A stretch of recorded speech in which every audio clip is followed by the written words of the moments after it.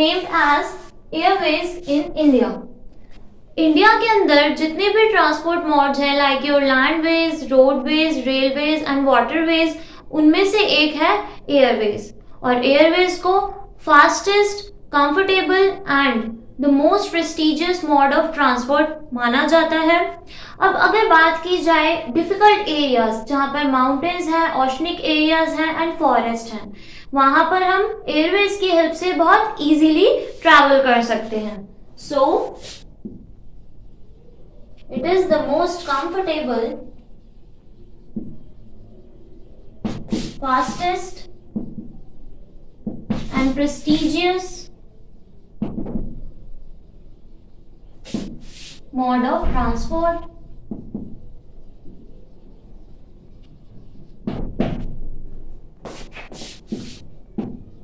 and easy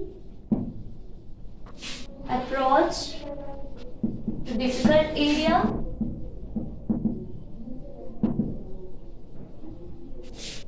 like mountains,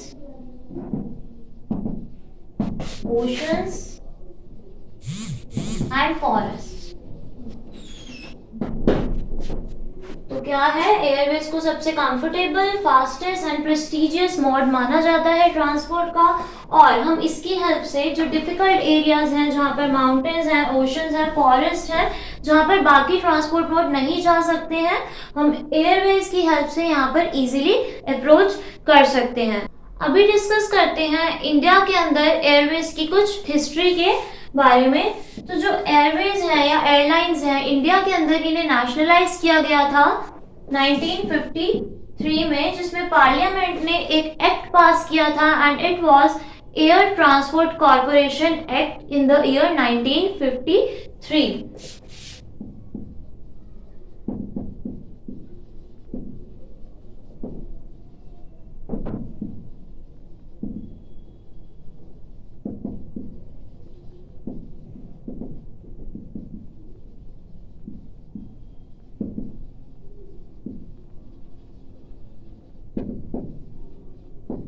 जिसके अंदर air India and airlines corporation जो है सेटअप की गई थी।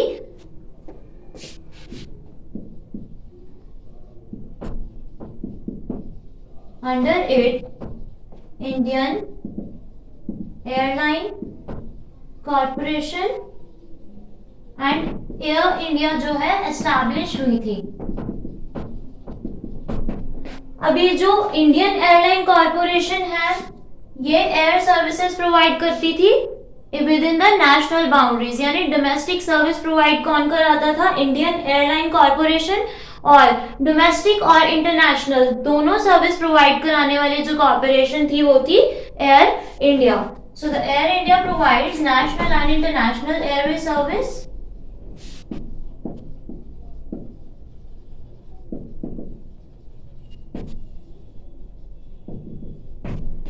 आफ्टर दैट जो इंडियन एयरलाइन कॉर्पोरेशन थी, ये सिर्फ डोमेस्टिक एयरवे सर्विस प्रोवाइड कराती थी।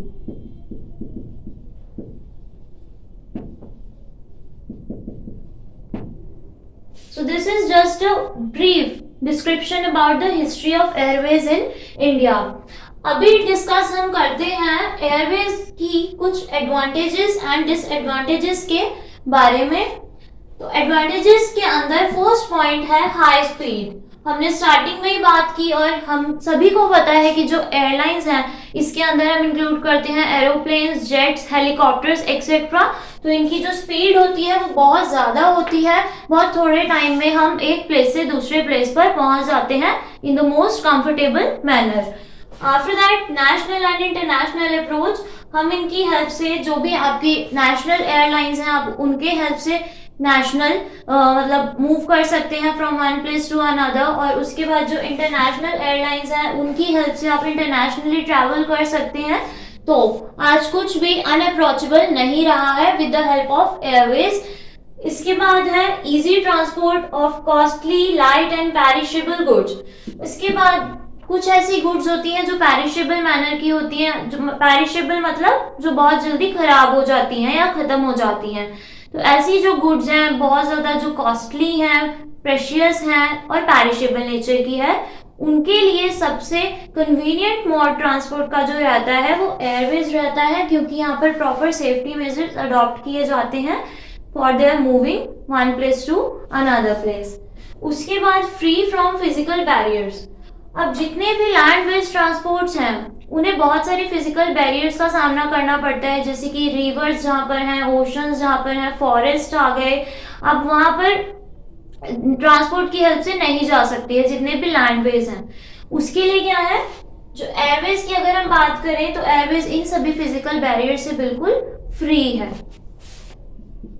Under it will include river, oceans etcetera. After that useful in natural calamities.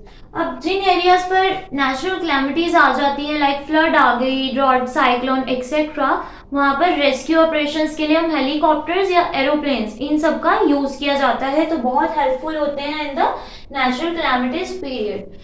After that disadvantages. अब जिस चीज की एडवांटेजेस हैं डेफिनेटली उसकी डिसएडवांटेजेस भी होंगी। तो फर्स्ट है higher cost. As we all know, जितने भी एयरवेज हैं या एयरलाइंस हैं उनके जो फ्रेट चार्जेस होते हैं वो बहुत ज़्यादा हायर होते हैं और कॉमन पीपल इसे अफोर्ड नहीं कर सकते हैं।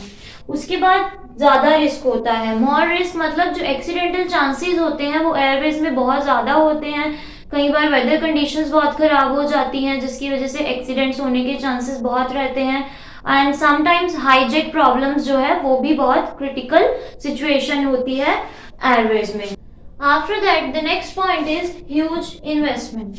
अब एयरलाइंस को स्टार्ट करने के लिए एयरपोर्ट्स बनाने की ज़रूरत होती है, हमें एरोप्लेन्स, जेट्स, हेलीकॉप्टर्स बाय करने होते हैं, उनके लिए भी बहुत ज़्यादा इनिशियल इन्वेस्टमेंट्स की ज़रूरत है। आफ्टर दैट उनकी मेंटेनेंस। तो इस सभी चीज़ को स्टार्ट करने के लिए, रन अप रखने के लिए एंड मेंटेन करने के लिए बहुत ज़्यादा इन्वेस्टमेंट की रिक्वायरमेंट होती है। So this was all about the airways in India. It was just a oral and brief explanation, but to enhance your skills and knowledge, do register yourself at our official website www.abhyasonline.in.